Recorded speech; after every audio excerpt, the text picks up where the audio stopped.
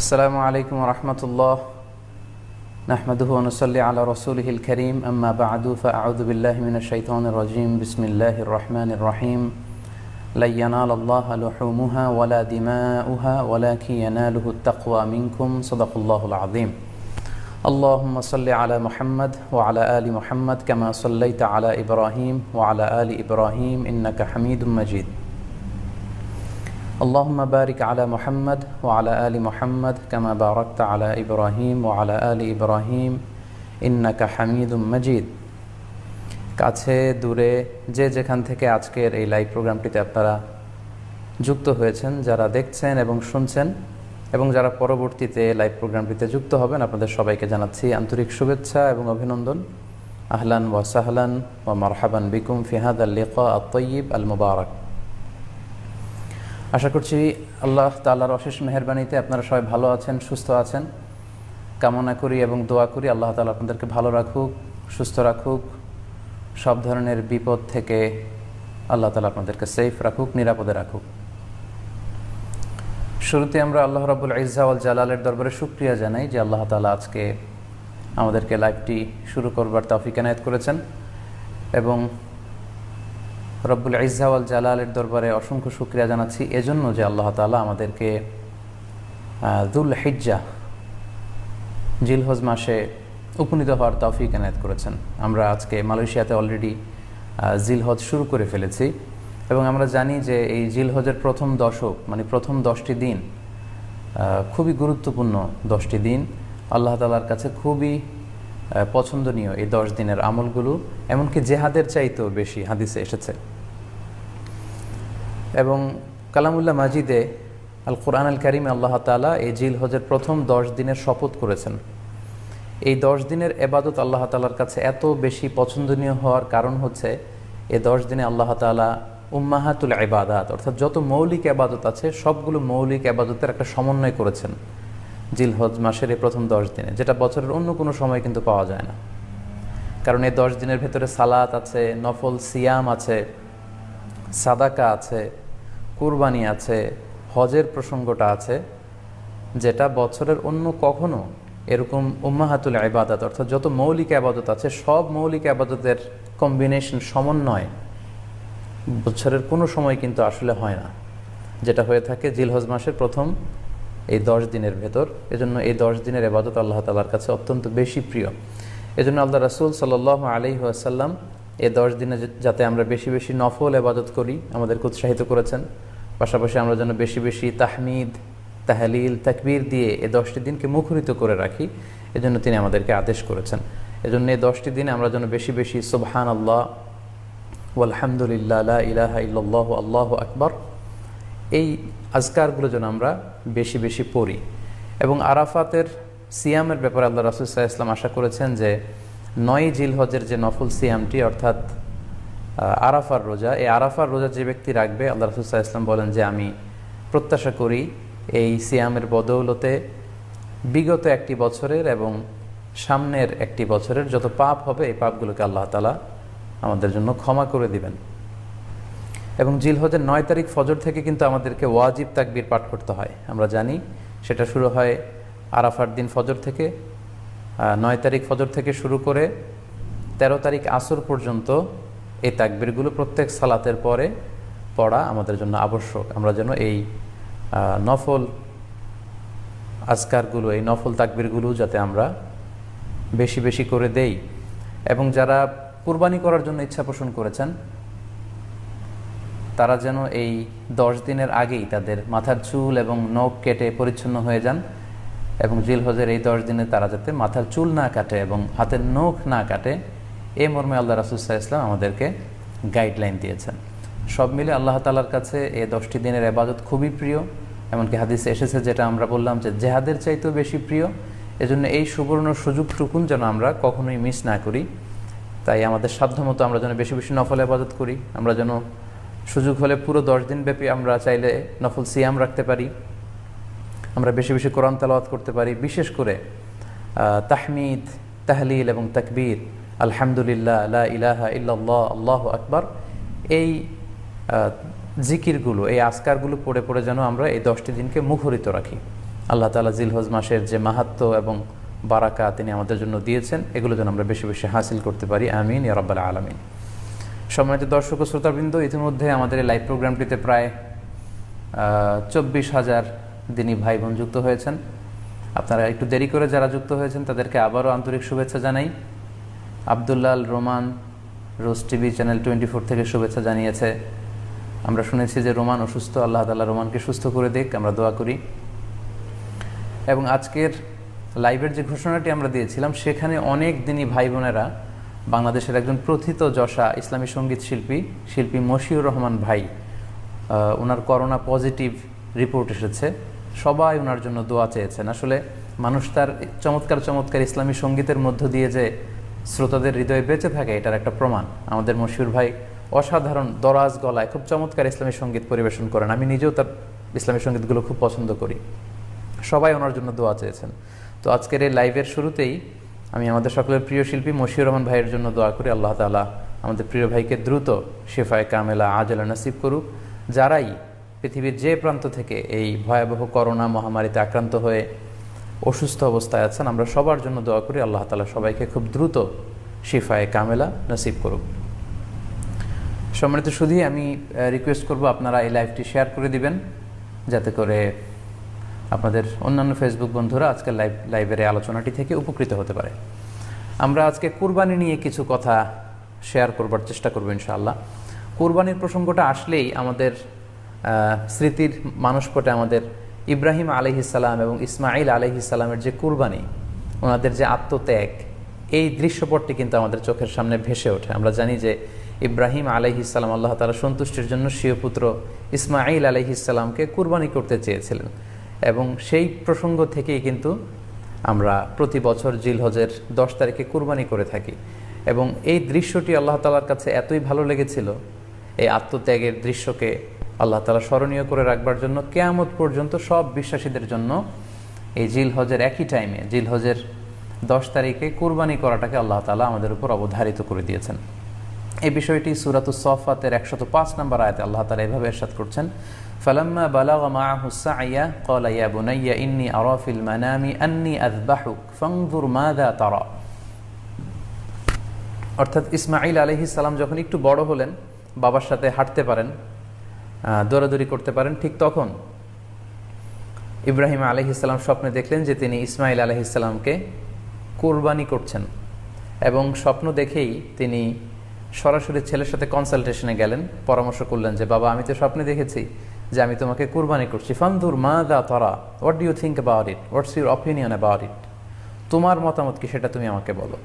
তখন সাইয়েদনা ইসমাঈল আলাইহিস সালাম অত্যন্ত সাহসিকতার সাথে বলিষ্ঠ একটি জবাব দিয়েছিলেন, সেটাও আল্লাহ তাআলা কোরআনে সরাসরি কোট করেছেন। তিনি বলেছিলেন, ক্বালা ইয়া আবাতি ফাআল মা তু'মার সাতাজিদুনি ইনশাআল্লাহু মিনাস সাবিরিন। অর্থাৎ, হে আমার সম্মানিত পিতা, আপনি যেমনটি স্বপ্নে দেখেছেন, আল্লাহ তাআলা আপনাকে যেমন আদেশ করেছে আপনি ঠিক তেমনটিই করুন। আপনি ভয় পাবেন না, ইনশাআল্লাহ আপনি আমাকে ধৈর্যশীলদের অন্তর্ভুক্ত পাবেন। একটু কি কল্পনা করা যায় যে সাইয়েদনা ইসমাঈল আলাইহিস সালাম ছোট্ট শিশু, তিনি যখন শুনলেন যে বাবা তাকে কুরবানি করবে, জবাই করবে, তার প্রত্যুত্তরে তিনি বলেছিলেন, বাবা, আমি ভয় পাচ্ছি না, আমি আপনাকে নিয়ে চিন্তিত, আপনি ভয় পাবেন না, বরং আপনি যা আদিষ্ট হয়েছেন আপনি তাই করেন। কারণ নবীরা যখন স্বপ্নে কিছু দেখে, সেটা সাধারণ মানুষের মতো স্বপ্ন নয়, সেটা ওহী, সেটা আল্লাহর পক্ষ থেকে আদেশ। তো আপনি আমাকে ধৈর্যশীল পাবেন, আপনি ভয় পাবেন না। সাইয়েদনা ইব্রাহিম আলাইহিস সালাম ইসমাঈল আলাইহিস সালামকে কুরবানি করতে শুরু করলেন, জবাই করতে শুরু করলেন। আল্লাহ তাআলার কাছে দৃশ্যটি এত ভালো লাগলো, আল্লাহ তাআলা সাইয়েদনা জিবরাইল আলাইহিস সালামকে দিয়ে জান্নাত থেকে একটি বকরি বা মেষ পাঠিয়ে দিলেন।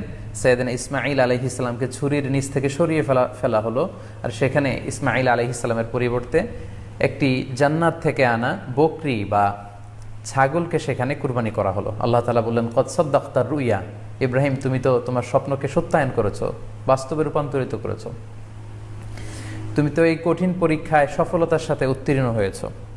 সাইয়েদনা ইব্রাহিম আলাইহিস সালাম পরীক্ষায় উত্তীর্ণ হলেন, এবং বাপ বেটার এই দৃশ্যায়নটি আল্লাহ তাআলার কাছে এত ভালো লেগেছে, আরশের উপর থেকে আল্লাহ তাআলা এত পছন্দ করেছেন ওনাদের স্যাক্রিফাইসকে, কুরবানিকে, কিয়ামত পর্যন্ত আমরাও যাতে কুরবানি করি, আল্লাহ তাআলা আমাদের জন্য এটাকে অবধারিত করে দিয়েছেন।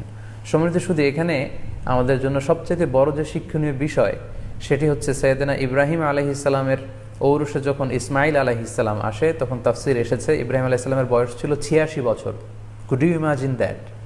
86 বছর বয়সে যখন একটা সন্তান আল্লাহ তাআলা ওনাকে দান করলেন, আল্লাহ তাআলা বললেন যে সেই সন্তানকে তুমি জবাই করো। আমরা অনেক দম্পতির কথা জানি, তাদের সন্তান হয় না, 15 বছর, 20 বছর, 25 বছর পর অনেক সময় তাদের সন্তান হয়। সেই সন্তানটাকে তারা কত পছন্দ করে, সেই বাচ্চাটাকে তারা কত আদর করে। তো 86 বছর বয়সে আল্লাহ তাআলা ইসমাইল আলাইহিস সালামকে দান করেছিলেন। এই আদরের সন্তানটাকে আল্লাহ তাআলা বলেন তুমি কুরবানি করো। কারণ এই বয়স্ক অবস্থায় যখন ইব্রাহিম আলাইহিস সালাম ইসমাইল আলাইহিস সালামকে পেয়েছিলেন, তখন তিনি হৃদয়টাকে উজাড় করে দিয়ে নিজের ছেলেটাকে ভালোবাসতে শুরু করলেন, এবং হৃদয়ের ভালোবাসার জায়গাটার মধ্যে যে সিংহাসন, সেই সিংহাসনে তিনি ইসমাইলকে বসিয়েছিলেন। আল্লাহ তাআলা চেয়েছিলেন যে ইসমাইলকে সেখান থেকে সরিয়ে ওই ভালোবাসার সিংহাসনের জায়গাটাতে তুমি যেন আল্লাহ তাআলাকে স্থান দাও, এবং সেই পরীক্ষাটাই তিনি বেসিক্যালি সাইয়েদনা ইব্রাহিম আলাইহিস সালামের কাছ থেকে করেছিলেন, এবং সেই পরীক্ষায় সাইয়েদনা ইব্রাহিম আলাইহিস সালাম সফলতার সাথে উত্তীর্ণ হয়েছিলেন। অর্থাৎ আল্লাহ চেয়েছিলেন যে তোমার হৃদয়ের ভালোবাসার সবচাইতে বড় জায়গাটা হচ্ছে ইসমাইলের, তোমার পুরো হৃদয়টা জুড়ে আছে ইসমাইল।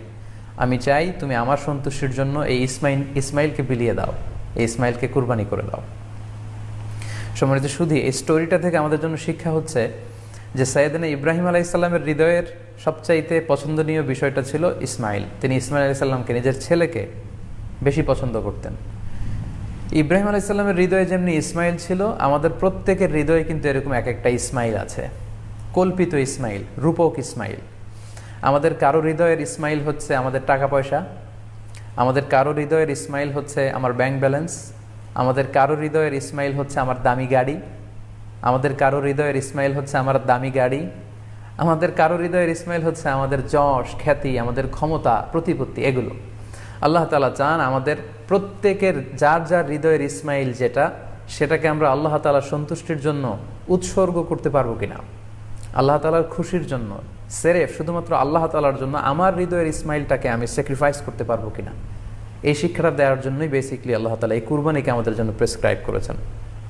আল্লাহ তাআলা চান যে আমাদের হৃদয়ের পুরো জায়গাটা জুড়ে যেন আল্লাহ তাআলার সন্তুষ্টি, আল্লাহ তাআলার ভালোবাসা, আল্লাহকে যে আমরা ফিল করি, আল্লাহকে যে আমরা ভয় পাই, সেই জায়গাটাতে যেন আমরা আল্লাহ তাআলাকে রাখতে পারি। এটাই মূলত আল্লাহ তাআলা আমাদের কাছ থেকে চান, এবং আমাদের জীবনের সব কাজগুলোই হবে শুধুমাত্র কেবলমাত্র আল্লাহ তাআলার সন্তুষ্টির জন্য।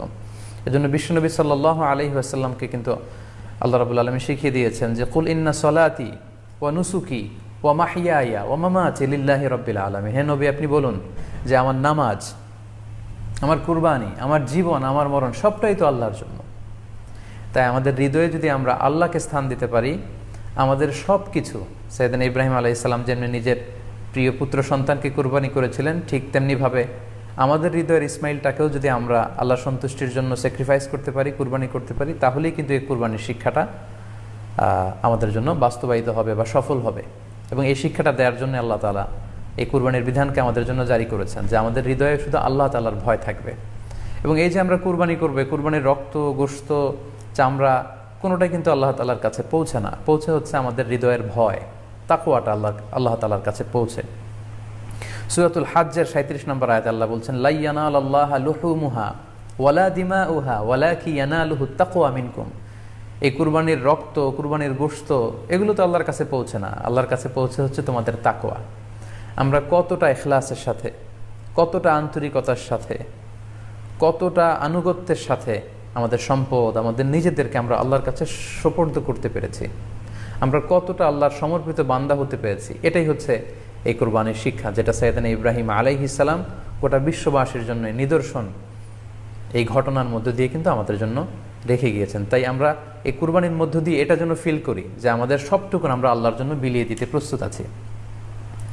সম্মানিত, শুধু এই কুরবানির দিনে ইয়াউমুন নাহারে বা 10 জিলহজে আমরা যে কুরবানি উদযাপন করব, ঈদুল আজহা উদযাপন করব, এই দিনের সবচাইতে প্রিয় আমল হচ্ছে আল্লাহ তাআলার কাছে পশু জবাই করে, যেটা আমরা বলেছি ইব্রাহিম আলাইহিস সালামের সেই ঘটনার, সেই দৃশ্যায়নের পুনরাবৃত্তি আল্লাহ তাআলা সেটা দেখতে চান। আমরা পশু জবাই করে রক্ত প্রবাহিত করে দেয়, এটা আল্লাহ তাআলার কাছে খুবই পছন্দনীয়। সুনানে তিরমিজিতে এসেছে, আয়েশা রাদিয়াল্লাহু তাআলা আনহা থেকে বর্ণিত, তিনি বলেন, আন্না রাসূলুল্লাহ সাল্লাল্লাহু আলাইহি ওয়াসাল্লাম ক্বাল, আল্লাহ রাসূল সাল্লাল্লাহু আলাইহি ওয়াসাল্লাম বলেছেন, মা আমিলা আদামিউন মিন আমালিন ইয়াউমান নাহার আহাব্বা ইলাল্লাহি মিন ইহরাকিদ দাম। অর্থাৎ ইয়াউমুন নাহারে 10ই জিলহজে পশু কুরবানি দিয়ে সে পশুর রক্ত প্রবাহিত করে দেওয়ার চেয়ে শ্রেষ্ঠ কোনো আমল আল্লাহর কাছে হতে পারে না, এর চেয়ে কোনো প্রিয় আমল আল্লাহর কাছে নেই। তার মানে কুরবানির দিনে সবচাইতে প্রিয় আমল, আল্লাহর কাছে পছন্দনীয় আমল হচ্ছে কুরবানি করা। তাই আমাদের যাদের সাধ্য আছে আমরা যেন বেশি বেশি কুরবানি করি। সম্মানিত শুধু আমরা জানি যে এই কুরবানিকে আল্লাহ তাআলা আমাদের উপর আবশ্যক করেছেন। কুরবানির হুকুম সম্পর্কে যদি বলি তাহলে বলবো যে এটা ওয়াজিব হানাফি স্কুল অফ থট অনুযায়ী, কিন্তু অন্যান্য মাযহাবে এটাকে সুন্নাতে মুআক্কাদা বলা হয়েছে। মেজরিটি স্কলাররা, জুমহুরুল ফুকাহা, ইমাম শাফিঈ, আহমদ এবং ইমাম মালিকদের মতে, তাদের মতে এটা হচ্ছে সুন্নাতে মুআক্কাদা। কিন্তু হানাফি মাযহাবে এই কুরবানি করা হচ্ছে ওয়াজিব। যেহেতু আমাদের বাংলাদেশে বেশিরভাগই হচ্ছে হানাফি মাযহাবের অনুসারী, সো এটা কিন্তু আমাদের জন্য অবধারিত। যাদেরকে আল্লাহ তাআলা সম্পদ দিয়েছেন, টাকা পয়সার মালিক বানিয়েছেন, স্বাবলম্বী করেছেন, আমাদের প্রত্যেকের উপর কিন্তু এই কোরবানি করাটা ওয়াজিব। যেহেতু কুরবানি একেবারে আমাদের সন্নিকটে, সো এই কুরবানি নিয়ে আমাদের মধ্যে অনেক ধরনের প্রশ্ন রয়েছে এবং বিগত কয়েকদিন ধরে আমার ফেসবুক পেজের বিভিন্ন স্ট্যাটাসে, আমার মেসেজ অপশনে অনেক ভাই, দিনী ভাই এবং বোনেরা অনেক প্রশ্ন করেছেন। আসলে এতগুলো প্রশ্নের উত্তর আসলে আমাদের পক্ষে করা সম্ভব হবে না। সেখান থেকে খুবই কন্টেম্পোরারি, খুবই রেলেভেন্ট, প্রাসঙ্গিক 2-1টি প্রশ্নের ব্যাপারে আলোচনা করে আমরা আজকের এই সংক্ষিপ্ত লাইভটি শেষ করবো ইনশাআল্লাহ। খুব বেশি যে প্রশ্নটি করা হয়েছে সেটি হচ্ছে জানতে চাওয়া হয়েছে 7 ভাগে কুরবানি করা যাবে কিনা। এই ধরনের প্রশ্ন কিন্তু আমরা আগে শুনতাম না। রিসেন্টলি কিছু স্কলারদের আলোচনা বা এতে করে লোকজন হয়তো বিভ্রান্তিতে ভোগেন কিংবা একটা ধোঁয়াশা তৈরি হয়, ফলে এই প্রশ্নটি করা হচ্ছে। আমরা আবহমান কাল থেকে আমাদের প্রিয় মাতৃভূমি বাংলাদেশে হয়তো ছাগল কুরবানি দিয়েছি অথবা গরু কুরবানি দিয়েছি সর্বোচ্চ 7 ভাগে। সো এটা আমাদের সবার কাছে জানা ছিল, এ নিয়ে আগে সংশয় ছিল না। ইদানিংকালে অনেকের মধ্যে এই বিষয়ে সংশয় জেগেছে। কেউ বলে থাকেন যে ভাগে যদি কুরবানি দেওয়া হয় 7 জনে মিলে, গরুতে বা মহিষে বা উটে, এই ভাগে কুরবানি হবে না, এটা অনেকে বলে থাকেন। এই কথাটি আসলে ঠিক নয়। আপনি যদি ভাগে কুরবানি দিতে চান এটি জায়েজ আছে, এবং একটি উটে বা মহিষে বা গরুতে আপনি সর্বোচ্চ 7টি ভাগে কুরবানি দিতে পারবেন ইনশাআল্লাহ। এ ব্যাপারে সহিহ মুসলিমের একটি হাদিসকে আমরা এখানে উল্লেখ করতে চাই। সাইয়েদনা জাবের রাদিয়াল্লাহু তাআলা আনহু থেকে বর্ণিত, তিনি বলেন, ক্বালা হাজাজনা মা রাসূলিল্লাহি সাল্লাল্লাহু আলাইহি ওয়াসাল্লাম, আমরা আল্লাহ রাসূল সাল্লাল্লাহু আলাইহি ওয়াসাল্লামের সাথে হজ করেছি। ফানাহারনাল বাঈরা আন সাবআ, সেখানে আমরা উট কুরবানি দিয়েছি 7 জনের পক্ষ থেকে। ওয়াল বাকারাতা আন সাবআ, আর আমরা সেখানে গরু কুরবানি দিয়েছি 7 জনের পক্ষ থেকে। খুব সুস্পষ্ট, একটি উটে ওনারা 7 জন অংশগ্রহণ করতেন, একটি গরুতে 7 জন অংশগ্রহণ করতেন। তো এই হাদিসের আলোকে অনেকে বলে থাকেন যে এটি হজের সময়, সফরের সময়, কিন্তু মুকিম অবস্থায় 7 ভাগে দেয়া যায় না। আসলে এই কথাটিও ঠিক নয়, কারণ সুনানে আবু দাউদের আরেকটি হাদিসে এসেছে যেখানে আল্লাহ রাসূল সাল্লাল্লাহু আলাইহি ওয়াসাল্লাম সুস্পষ্ট বলেছেন, সেখানে হজ বা কোনো সফরের উল্লেখ নেই। সেটা হচ্ছে জেনারেল স্টেটমেন্ট, অর্থাৎ আল বাকারাতু আন সাবআ, গরুতে সর্বোচ্চ 7 অংশ দিয়ে কুরবানি দেয়া যায়। ওয়াল জাযুরু আন সাবআ, আর উটের ক্ষেত্রেও সর্বোচ্চ 7 অংশ দিয়ে কুরবানি দেয়া যায়। তো এই হাদিস, দ্বিতীয় যে হাদিসটি উল্লেখ করলাম, এটা হচ্ছে জেনারেল স্টেটমেন্ট। সেখানে সফর, মুকিম কোনো কথা বলা হয়নি। ইন জেনারেলি বলা হয়েছে যে উটে 7 ভাগ দেয়া যায়, গরুতে 7 ভাগ দেয়া যায়। সো আমরা যারা ভাগে কুরবানি দিচ্ছি, 7 জন মিলে একটি গরু, আপনারা নিঃসন্দেহে সানন্দ চিত্তে নিশ্চিন্তে কুরবানি দিতে পারেন। সহিহ হাদিসের আলোকে এটি সাব্যস্ত, এতে কোনো সমস্যা নেই ইনশাল্লাহ। তবে ভাগে কুরবানিতে কিংবা যৌথ কুরবানিতে কয়েকটি বিষয় আমাদেরকে খেয়াল রাখতে হবে। নাম্বার 1 হচ্ছে নিয়ত। আপনাদের ইন্টেনশনটা ক্লিয়ার হতে হবে। প্রত্যেকেরই যাতে একই ইন্টেনশন থাকে, সবারই যাতে ইন্টেনশন থাকে যে শুধুমাত্র আল্লাহ তাআলার সন্তুষ্টির জন্য আমরা এই কুরবানি দিচ্ছি। এখানে কয়েকজনের যদি ইন্টেনশন থাকে যে আল্লাহর সন্তুষ্টি, অন্যজনের যদি নিয়তে ঝামেলা থাকে, তাহলে কিন্তু কুরবানিটা প্রশ্নবিদ্ধ হয়ে যাচ্ছে। কারণ ইন্নামাল আমালু বিন্নিয়াত, ইয়ানি ইন্নামা সাওয়াবুল আমালি বিন্নিয়াত, সমস্ত কাজের প্রতিদান দেয়া হবে আপনার ইন্টেনশন বা নিয়তের উপর ভিত্তি করে। সো এজন্য যারা খুব বেশি মুখলেস, খুব বেশি মুত্তাকি, তারা অনেক সময় যৌথ কুরবানি দিতে চান না। তাদের সামর্থ্য না থাকলে ছোট একটা ছাগল দিয়ে তারা একাকি কুরবানি দিতে চান। এটা safe, he want to be in the safer side. কারণ যৌথ কুরবানি দিতে দিতে যে কার মনে কি চিন্তা, কার মনে কি নিয়ত, আমরা কিন্তু কিছু জানি না। সো যদি যৌথ কুরবানি দেন, কুরবানির আগে সবাইকে এটা কনসার্ন করে দেওয়া, রিমাইন্ডার দেওয়া যে ভাই আমাদের কুরবানিটা হবে শুধুমাত্র কেবলমাত্র আল্লাহ তাআলার সন্তুষ্টির জন্য, অন্য কোনো নিয়তের জন্য না থাকে, তাহলে কিন্তু আমাদের কুরবানি বরবাদ হয়ে যাবে। এটা হচ্ছে প্রথম কনসার্ন। 2 নম্বর কনসার্ন হচ্ছে হালাল উপার্জন দিয়ে কুরবানি হতে হবে। যৌথ কুরবানিতে কেউ কেউ যদি এমন থাকে যাদের উপার্জন হালাল না, সেই কুরবানি কিন্তু আল্লাহ তাআলার দরবারে কবুল হবে না। সো এটা খুব গুরুত্বপূর্ণ একটা বিষয়। আরেকটা হচ্ছে লৌকিকতা। লৌকিকতা যদি থাকে তাহলেও কুরবানি কবুল হবে না। যৌথ কুরবানিতে কারো যদি এটা থাকে যে আমার গরুটা সবচেয়ে বড়, আমাদের গরুটা এলাকার সবচেয়ে বড় গরু, এবং সবাইকে বলে বেড়াচ্ছে যে এইবারের গরুটা সবচেয়ে বড় হয়েছে, আমার চেয়ে বড় গরু কেউ দিতে পারে না এই এলাকায়। তো এই জাতীয় যদি লৌকিকতা প্রবণতা কারোর মধ্যে থাকে তাহলেও কিন্তু তার কুরবানি কবুল হবে না। সো যৌথ কুরবানি যদি আপনারা দিতে চান এই বিষয়গুলো আমাদেরকে খেয়াল রাখতে হবে। আরও একটি প্রশ্ন খুব বেশি আমাদের কাছে জানতে চাওয়া হয়েছে, সেটা হচ্ছে কুরবানির সাথে আকিকা দেয়া যাবে কিনা। খুব বেশি আলোচনা হচ্ছে এই প্রসঙ্গটা যে কুরবানির সাথে আকিকা দিয়ে দেয়া যাবে কিনা। এক্ষেত্রে আমরা উত্তরে বলবো যে কুরবানি এবং আকিকা আপনাদের খেয়াল রাখতে হবে যে দুটি ভিন্ন দুটি এবাদত। প্রথম কথা হচ্ছে এবাদত দুটি ভিন্ন দুটি এবাদত, কারণ কুরবানি এটা বছরের একটা নির্ধারিত সময়, জিলহজের 10 তারিখে, এবং তারপরে আরও 2 দিন বা 3 দিন, এই সময়গুলোতে আপনি কুরবানি করতে পারবেন। তাহলে এটা হজের মৌসুমে জিলহজ মাসে করতে হয় কুরবানি। কিন্তু আকিকা কিন্তু এরকম না, আকিকাটা যে কোনো মাসে হতে পারে। আকিকাটা হচ্ছে নবজাতক সন্তানের ভূমিষ্ঠ হওয়ার পরে শুকরিয়া স্বরূপ আল্লাহর কাছে যে কুরবানিটা করতে হয় সেটাকে আমরা বলি আকিকা। হাদিসে এসেছে আকিকা। তো সেটা হচ্ছে সন্তান কখন ভূমিষ্ঠ হলো সেটার উপর নির্ভর করে। কারো সন্তান রমাদানে হতে পারে, কারো সন্তান জিলহজ মাসেও হতে পারে, শাওয়ালে হতে পারে, রজাবে হতে পারে। সন্তান যেদিন জন্মগ্রহণ করবে তার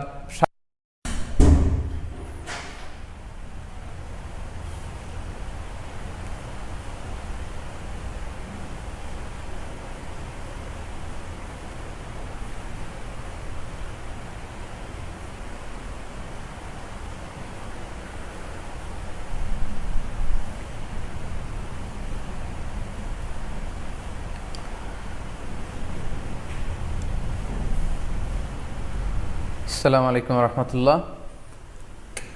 সম্মানিত দিনী ভাই এবং বোনেরা, আমাদের এখানে অর্থাৎ মালয়েশিয়াতে প্রচণ্ড বৃষ্টি হচ্ছে এবং থান্ডার হচ্ছে, বজ্রপাত।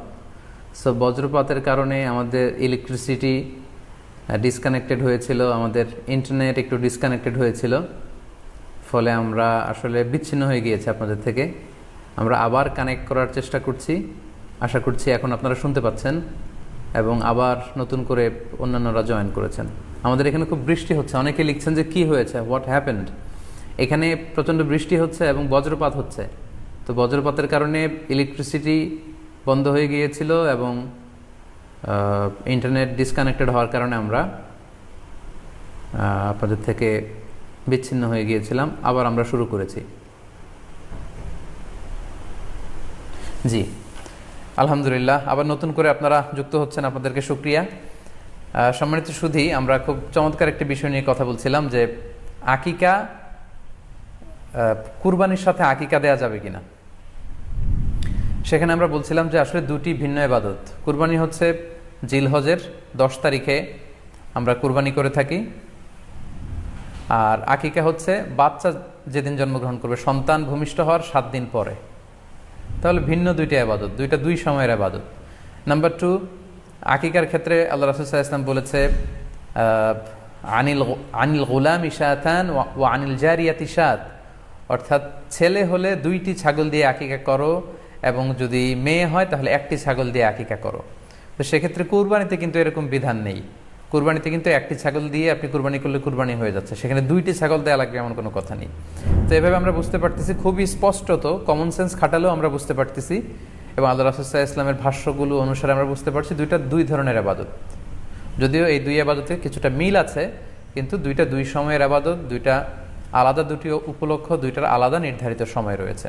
যেমন আকিকার ক্ষেত্রে সুন্নাহ হচ্ছে বাচ্চা যেদিন জন্মগ্রহণ করবে তার 7ম দিন শেষে 7 দিন পরে আপনি আকিকা করবেন। আল্লাহ রাসূল সাল্লাল্লাহু আলাইহি ওয়াসাল্লাম বলেছেন, কুল্লু গুলামিন মুরতাহানুন বিআকিকাতিহি তুযবাহু আনহু ইয়াওমা সাবিহি।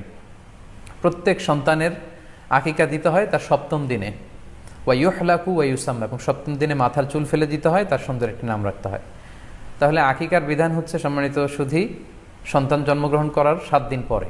আমরা বুঝতে পারলাম আল্লাহ রাসূল সাল্লাল্লাহু আলাইহি ওয়াসাল্লামের ভাষ্য অনুযায়ী, কথা অনুযায়ী, কওল অনুযায়ী।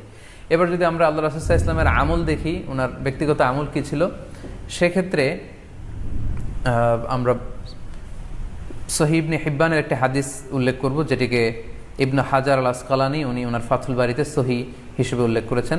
আয়েশা রাদিয়াল্লাহু তাআলা আনহার বর্ণনা, তিনি বলেন যে আক্কা রাসূলুল্লাহ সাল্লাল্লাহু আলাইহি ওয়াসাল্লাম আনিল হাসানি ওয়াল হুসাইনি ইয়াউমা সাবিঈ ওয়া সাম্মাহুমা। আল্লাহ রাসূল সাল্লাল্লাহু আলাইহি ওয়াসাল্লাম নিজে ওনার দৌহিত্র অর্থাৎ ওনার নাতি হাসান এবং হুসাইনের আকিকা নিজে করেছেন সপ্তম দিনে, এবং সপ্তম দিনে তাদের নাম রেখেছেন। একজনের নাম রেখেছেন হাসান, আরেকজনের নাম হুসাইন। অর্থাৎ হাসান রাদিয়াল্লাহু আগে জন্মগ্রহণ করেছিলেন, ওনার চেয়ে ছোট ছিল হোসেন, উনি পরে জন্মগ্রহণ করেছেন। তো ওনাদের জন্মের পরে 7 দিন পরে আল্লাহ রাসূল সাল্লাল্লাহু আলাইহি ওয়াসাল্লাম ওনাদের আকিকা দিয়েছিলেন, এবং সপ্তম দিনে উনি আকিকাও দিয়েছেন এবং তাদের নামও রেখেছেন। তাহলে আল্লাহ রাসূল সাল্লাল্লাহু আলাইহি ওয়াসাল্লামের কওলি হাদিস, ওনার ভাষ্যমতে আমরা জানলাম উনি বলেছেন সপ্তম দিনে আকিকা দিতে হয়, এবং ওনার ব্যক্তিগত আমল থেকে আমরা জানতে পারলাম যে উনি ওনার 2 নাতির আকিকা দিয়েছেন সপ্তম দিনে এবং নাম রেখেছেন। তাহলে এ থেকে আমরা সুস্পষ্ট বুঝতে পারি যে আকিকা দিতে হয় সন্তান জন্মগ্রহণ করার 7 দিন পর, সপ্তম দিনে। যদিও তবারানিতে আরেকটি হাদিস এসেছে যেখানে বলা হয়েছে যে আকিকা সপ্তম দিনেও দেয়া যায়, 14তম দিনে দেয়া যায়, 21তম দিনে দেয়া যায়। যদি সপ্তম দিনে কেউ দিতে না পারে কোনো কারণে, তাহলে 14তম দিন, না পারলে 21তম দিন। তাহলে সুস্পষ্টভাবে উল্লেখ আছে যে আকিকার সময়সীমা সপ্তম দিনের কথা আমাদেরকে বলা হয়েছে। তো সেক্ষেত্রে আপনার সন্তান জন্মগ্রহণ করলে আপনি শুকরিয়া স্বরূপ কুরবানি করবেন, আত্মীয় স্বজনকে খাওয়াবেন, আকিকার গোশত নিজেরাও খাবেন। তো এটা যদি আপনি কুরবানির জন্য রেখে দেন, তাহলে তো সন্তান দুনিয়াতে আসার এই আনন্দটা থাকে না। একজন যখন সন্তান পায়, সে কেমন যেন আকাশের চাঁদ হাতে পায়। তো তখন তার 7 দিনের মধ্যে যে আনন্দটা থাকে, ওই দিন তার নাম রাখা হবে, আত্মীয় স্বজনরা আসবে, বাচ্চাকে দেখবে, দোয়া করবে, তখন আকিকা করে গোশত নিজে খাবেন, আত্মীয়দের খাওয়াবেন, পাড়া প্রতিবেশীদেরকে দিবেন। এটা হচ্ছে সন্তান ভূমিষ্ঠ হওয়ার উপলক্ষকে কেন্দ্র করে এই আকিকা। সো এটাকে কুরবানির সাথে মিক্স আপ করার কোনোই প্রয়োজন নেই, এবং এক্ষেত্রে সুস্পষ্ট গাইডলাইন হচ্ছে যে সপ্তম দিনে আকিকাটা দিতে হয়। সো আমরা যেন সপ্তম দিনে আকিকাটা দেই। তবে হ্যাঁ, এখন প্রশ্ন হচ্ছে সপ্তম দিনে কেউ দিতে পারেননি, 14তম দিনেও দিতে পারেননি, 21তম দিনেও দিতে পারেননি, হাতে টাকা ছিল না, সামহাও কোনো কারণে মিস করেছেন, তখন আপনি যখন সুযোগ হয় তখন করে দেন। ওই প্রেক্ষাপটে আপনি যদি কুরবানির সময়ও আকিকা দিয়ে দিতে চান, এটা আদায় হয়ে যাবে ইনশাল্লাহ, আশা করা যায় আদায় হয়ে যাবে, এবং এটা জায়েজ আছে। তবে এটা সুন্নাহ নয়। সুন্নাহ হচ্ছে সপ্তম দিনে আকিকা দেওয়া। পাশাপাশি গরু দিয়ে, মহিষ দিয়ে, উট দিয়ে আকিকা দেওয়াও কিন্তু সুন্নাহ নয়। আকিকা দেওয়া সুন্নাহ হচ্ছে ছাগল দিয়ে। হ্যাঁ, গরু 7 ভাগে 1টি ভাগ কুরবানির সাথে যদি আপনি আকিকা দিতে চান, আকিকা আদায় হয়ে যাবে, এটা জায়েজ আছে, কিন্তু এটা সুন্নাহ নয়। সুন্নাহসম্মত হচ্ছে আকিকা সপ্তম দিনে দেয়া এবং ছাগল দিয়ে দেয়া। ছেলের ক্ষেত্রে 2টি ছাগল, মেয়ের ক্ষেত্রে 1টি ছাগল। আশা করি কুরবানির সাথে আকিকার প্রসঙ্গটি আপনাদের কাছে ক্লিয়ার হয়েছে। সম্মানিত শুধু এবার আমরা শুনবো আরও একটি most asked question in this corona period, COVID-19 outbreak period. সেটা হচ্ছে এই করোনা পরিস্থিতিতে কুরবানি না দিয়ে কুরবানির টাকা দান করে দিলে ওই সওয়াব পাওয়া যাবে কিনা। এই প্রশ্নগুলোও কিন্তু আমরা আগে শুনতাম না। রিসেন্ট সময়ে, গত কয়েক বছর আগে আমরা খেয়াল করেছি যে তারকা জগতের কিছু লোক বা নাটক সিনেমা জগতের কিছু লোক এরকম ঘোষণা দিয়েছে যে আমরা টাকা বন্যার্ত লোকদেরকে দিয়ে দিলাম, আমরা কুরবানি দেব না। তো ওনাদেরকে আল্লাহ এত টাকা দিয়েছেন, ওনারা বন্যার্ত লোকদেরকেও সহায়তা করতে পারেন, আবার কুরবানিও করতে পারেন। সো একটা দিয়ে আরেকটা হবে না। আপনি যদি টাকা দান করে দেন, এটা সাদাকার সওয়াব হবে, কিন্তু কুরবানির সওয়াব কিন্তু আপনি পাবেন না। আল্লাহ রাসূল সাল্লাল্লাহু আলাইহি ওয়াসাল্লাম বলেছেন, কুরবানি করলে যেই প্রাণীটার কুরবানি করা হলো, ওই প্রাণী তার শিং নিয়ে, তার গায়ের পশম নিয়ে, পায়ের খুরগুলো নিয়ে কিয়ামতের ময়দানে দাঁড়াবে। সো এই সওয়াব থেকে কিন্তু আপনি বঞ্চিত হয়ে গেলেন। তাই এ ব্যাপারে সুস্পষ্ট কথা হচ্ছে, আপনি যদি কুরবানির টাকা দান করে দেন, দানের সওয়াব হবে, কিন্তু কুরবানির সওয়াব হবে না, এবং কুরবানির এই ওয়াজিব বিধানটিও কিন্তু আদায় হবে না। আপনার উদ্দেশ্য ভালো, কিন্তু আপনার পদ্ধতিতে সমস্যা। আপনার উদ্দেশ্য হচ্ছে যে বন্যা দুর্গত মানুষ, সাতক্ষীরাতে বা আশেপাশের জেলাগুলোতে বন্যায় মানুষ না খেয়ে মারা যাচ্ছে, আমি টাকাগুলো দান করে দেই, তাহলে বেশি তারা উপকৃত হবে। আমি বলবো যে আপনার যদি সামর্থ্য থাকে, সেক্ষেত্রে আপনি বন্যার্ত লোকদেরকে দানও করেন, পাশাপাশি কুরবানিও করেন, দুই জিনিস। অথবা আপনি যদি শুধু কুরবানি করতে চান, সেটাও আপনি করতে পারেন। আপনি কুরবানি করবেন, এতে করে কিন্তু আপনি যে দান করতে চান, আপনার এই পারপাসটাও কিন্তু সার্ভ হবে। কিন্তু কুরবানির টাকা দান করে দিলে কখনো কুরবানি আদায় হবে না। আপনি যদি কুরবানি করেন, এক্ষেত্রেও কিন্তু দরিদ্র জনগোষ্ঠীর বিশাল স্বার্থ এখানে আছে, কারণ বছরের একটা দীর্ঘ সময় ধরে এই সুবিধাবঞ্চিত মানুষগুলো কিন্তু আমিষের অভাবে তারা ভোগে, পুষ্টিহীনতায় ভোগে। তারা এমনও অনেক ফ্যামিলি আছে, বছরে শুধু এই কুরবানির সময়, এই মৌসুমটাতে তারা কিছু গোশত খেতে পারে। সো তাদের মধ্যে আপনি কুরবানি করে এই গোশত বিতরণ করতে পারেন। সো এই কোভিড-19 পিরিয়ডে আমাদের উচিত বেশি বেশি কুরবানি করা, কুরবানি করে এই অভুক্ত মানুষদের ঘরে ঘরে কুরবানির গোশত পৌঁছে দেয়া। তাহলে আপনি কুরবানির মাধ্যমে কিন্তু এই গোশত বিতরণ করে তাদের সহায়তা করতে পারলেন। পাশাপাশি যারা খামারি আছে, আপনি কুরবানি করলে এই তাই খামারিদের এই ব্যবসা প্রসেসেও কিন্তু আপনি অংশগ্রহণ করলেন। আপনি তাদের ব্যবসাতে, আল্লাহ তাআলা সুদকে হারাম করেছেন, ব্যবসাকে হালাল করেছেন, তাহলে ব্যবসার মতো একটা চমৎকার কাজেও আপনি সহায়তা করলেন কুরবানির মধ্য দিয়ে।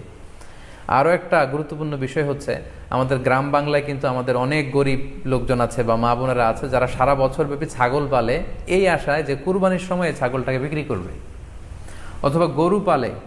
গ্রামগঞ্জে অনেক পরিবার আছে যে বছর শেষে কুরবানির সময় আসলে তারা এটা ভালো দামে বিক্রি করবে এবং সেই টাকা দিয়ে সারা বছর চলবে। সো আপনি যদি কুরবানি করেন তাহলে ওই প্রান্তিক জনগোষ্ঠীকেও কিন্তু সহায়তা করা হলো।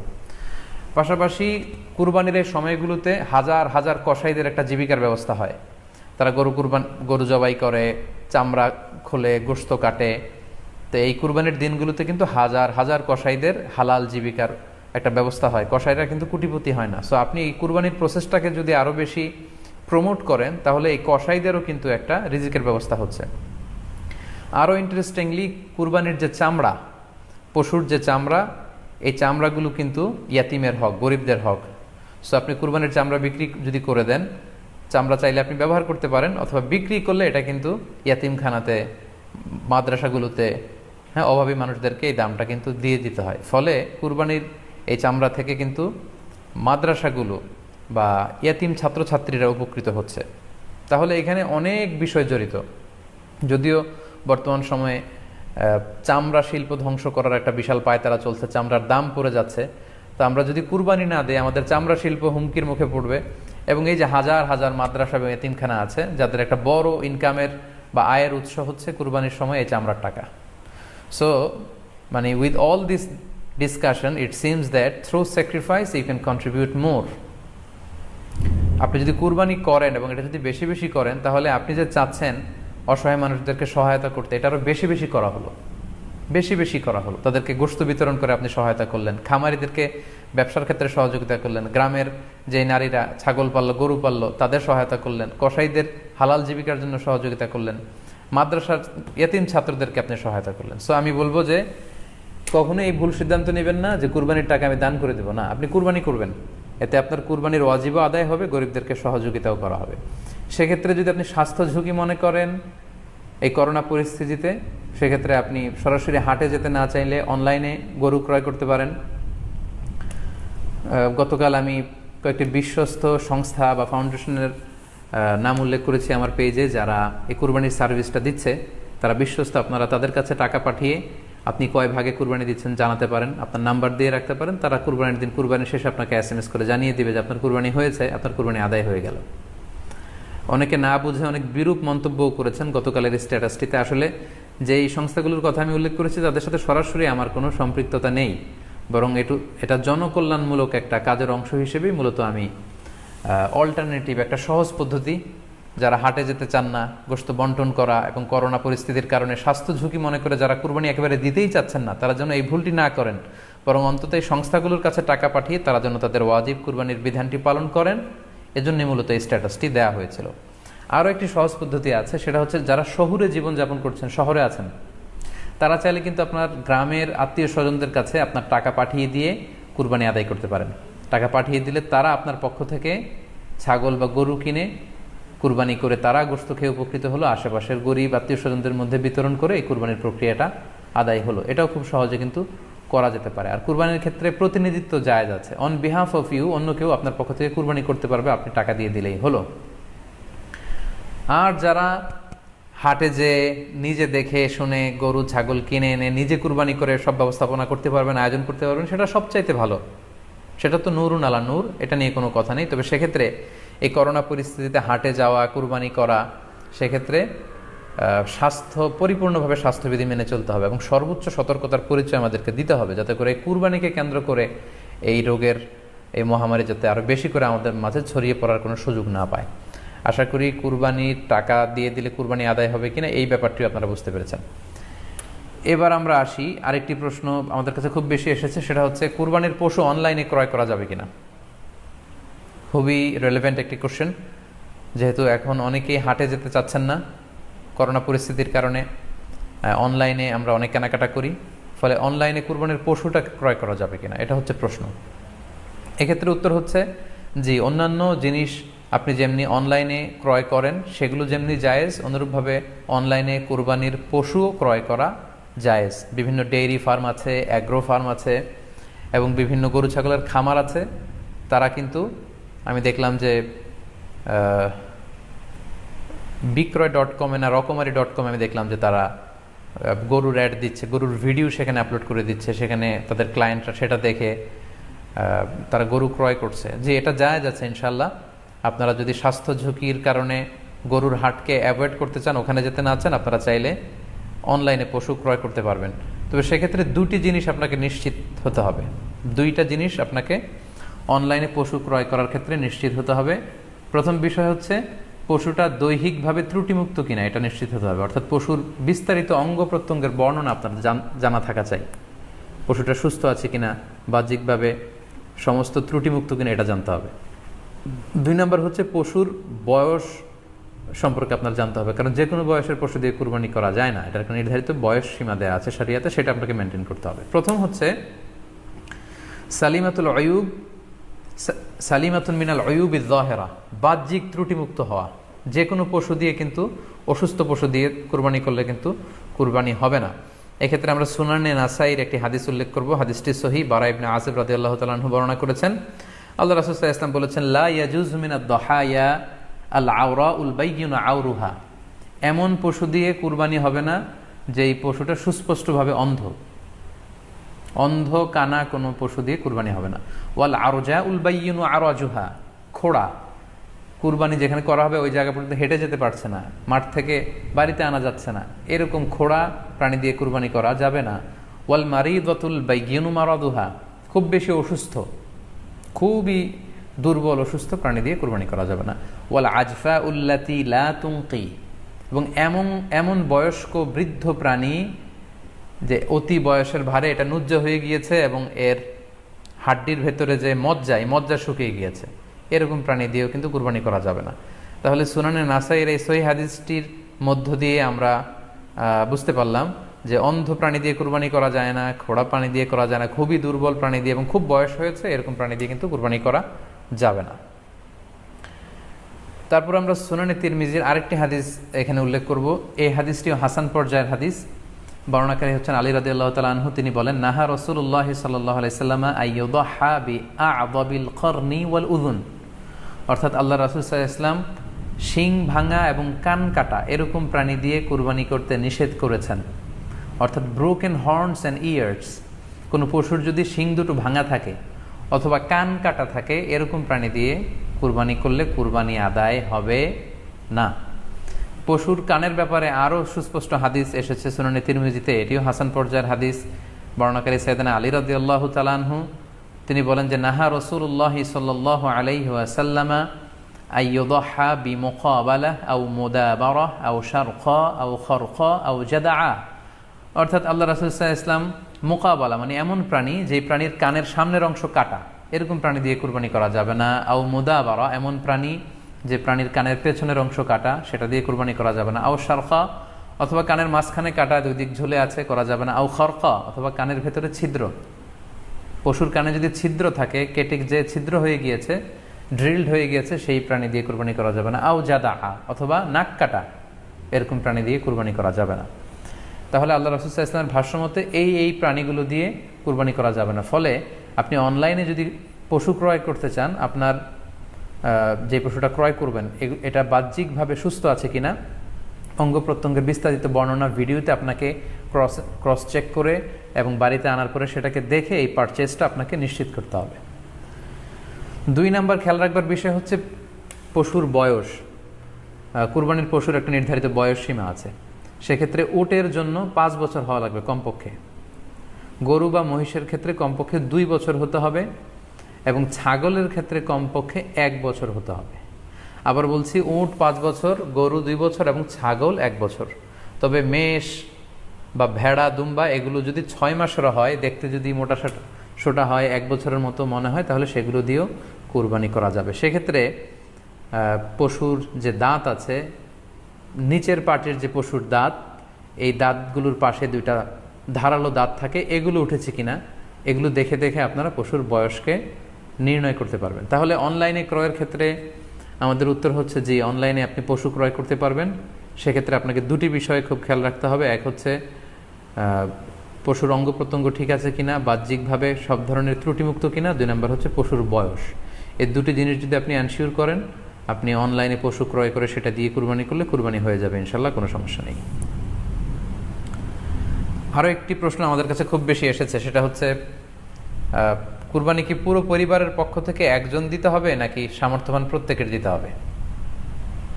আমি আবার বলছি, প্রশ্নটি হচ্ছে যে অনেকে এই প্রশ্নটি করেছেন যে পুরো পরিবার থেকে একজন দিলে হয়ে যায় নাকি সামর্থ্যবান প্রত্যেকের দিতে হয়।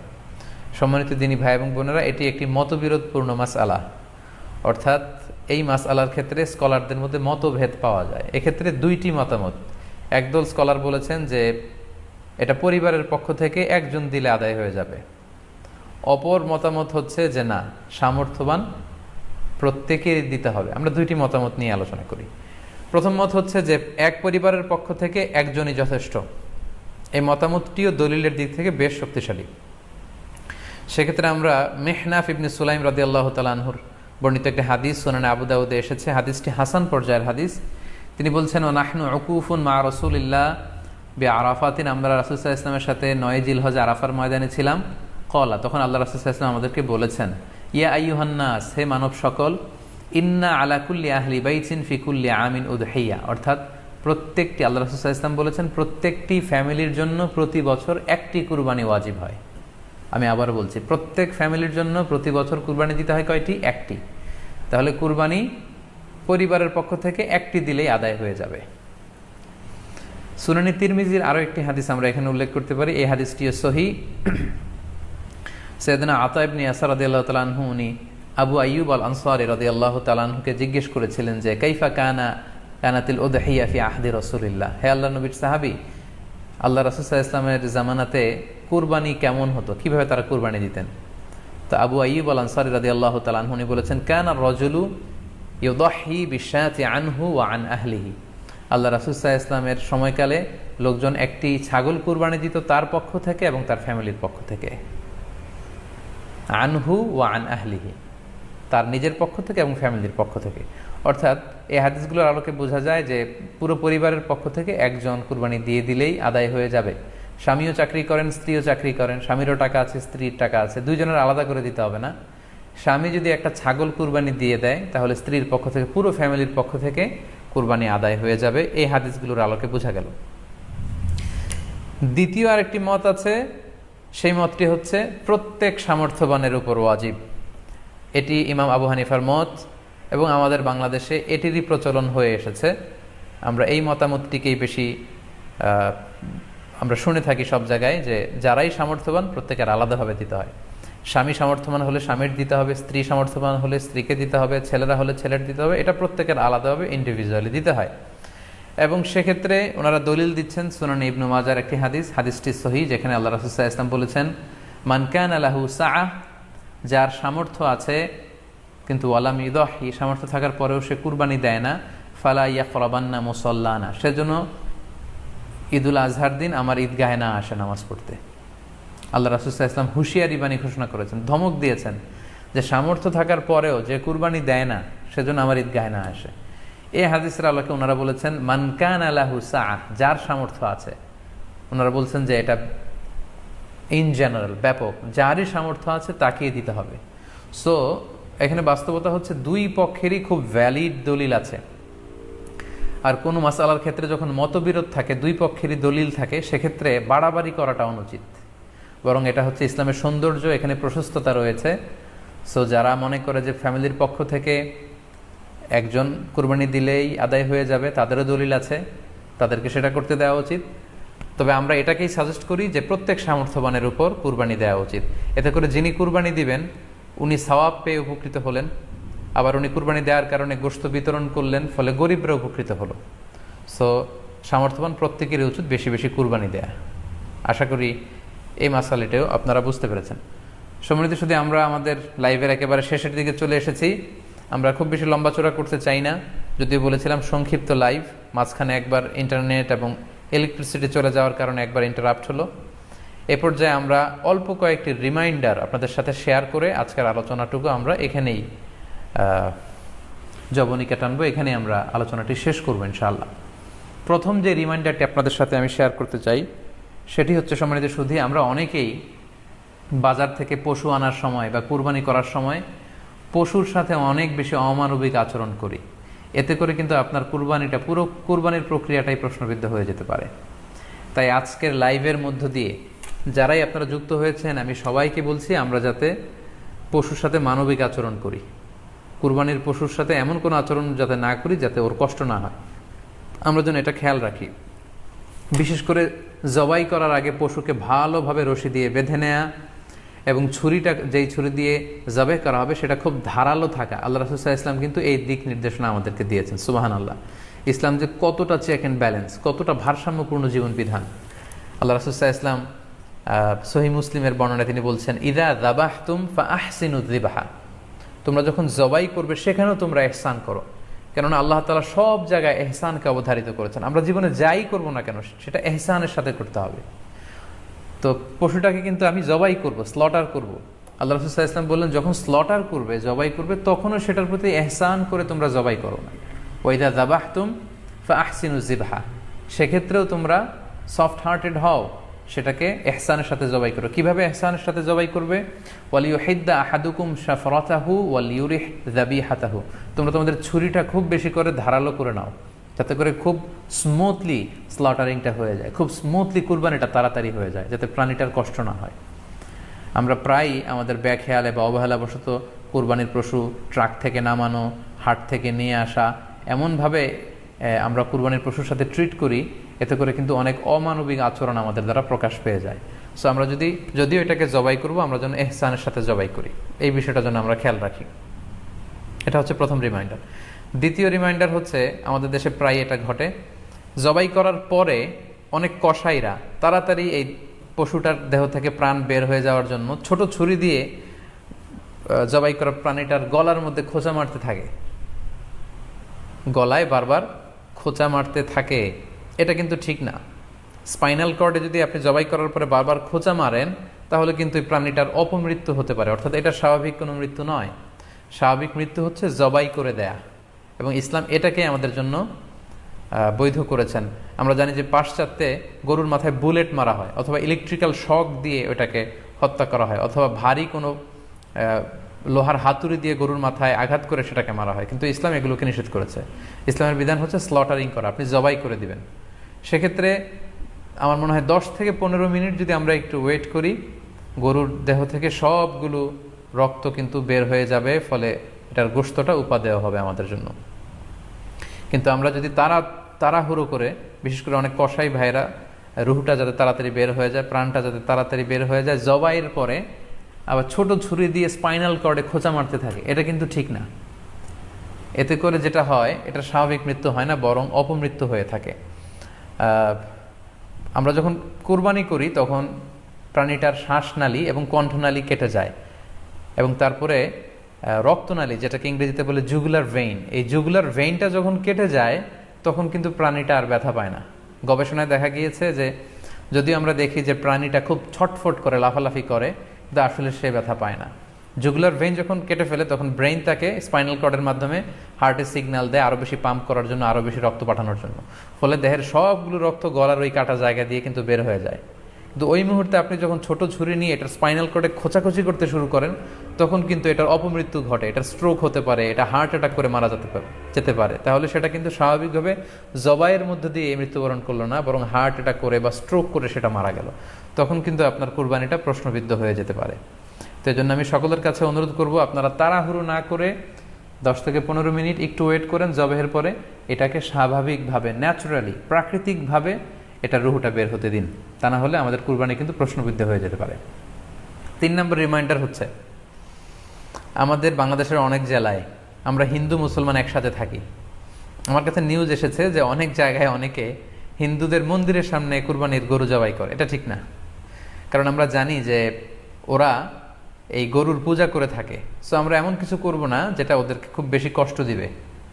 সো অনেকে শুনেছি যে উস্কানিমূলকভাবে তারা একটু দেখিয়ে দিতে চায় বা তাদের উপর প্রতিশোধ নিতে চায়, এরকম করে অনেক সময় হিন্দুদের বিভিন্ন গ্রামে মন্দিরের সামনে এই কুরবানির ব্যবস্থাপনা করা হয়। আমি বলবো যে আমরা এটা যাতে না করি। আমরা হিন্দুদের যে উপাসনালয় আছে, আমাদের হিন্দু ভাইদের উপাসনালয়গুলোকে স্কিপ করে এমন জায়গায় কুরবানি করব যাতে করে তাদের এই দৃশ্য দেখা না লাগে এবং তাদের এবাদতগাহের সামনেও যাতে আমাদের এরকম পরিস্থিতি তৈরি করতে না হয়। আমরা যাতে সাম্প্রদায়িক সম্প্রীতি আমাদের আবাদতের মধ্য দিয়ে বজায় রাখতে পারি এবং কোনো ধরনের উস্কানিমূলক কর্মকাণ্ডে যেন আমরা কখনোই যুক্ত না হই।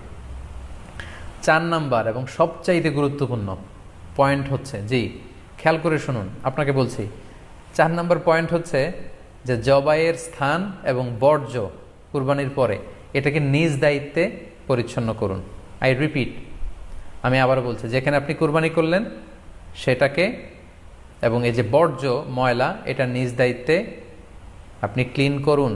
সিটি কর্পোরেশনের ভাইয়েরা সরকারি তত্ত্বাবধানে সারা বাংলাদেশের এই সব বর্জ্য আসলে পরিষ্কার করা সম্ভব না। জরিপে এসেছে যে 50 লক্ষ গরু জবাই করা হয় প্রত্যেকটা কুরবানির ঈদে।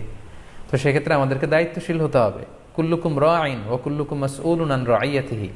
আল্লাহ রাসূল সাল্লাল্লাহু আলাইহি ওয়াসাল্লাম বলেছেন, তোমরা প্রত্যেকে দায়িত্বশীল আর তোমাদের প্রত্যেকের দায়িত্বের ব্যাপারে কিয়ামতের ময়দানে আল্লাহ তাআলা কিন্তু তোমাদেরকে জিজ্ঞেস করবে।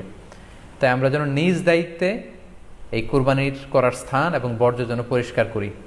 ব্লিচিং পাউডার দিয়ে বেশি করে পানি মেরে আমরা যেন পরিষ্কার পরিচ্ছন্ন রাখি, কারণ আত-তুহুরু শাতরুল ঈমান, পরিষ্কার পরিচ্ছন্নতা এটা হচ্ছে ঈমানের অঙ্গ।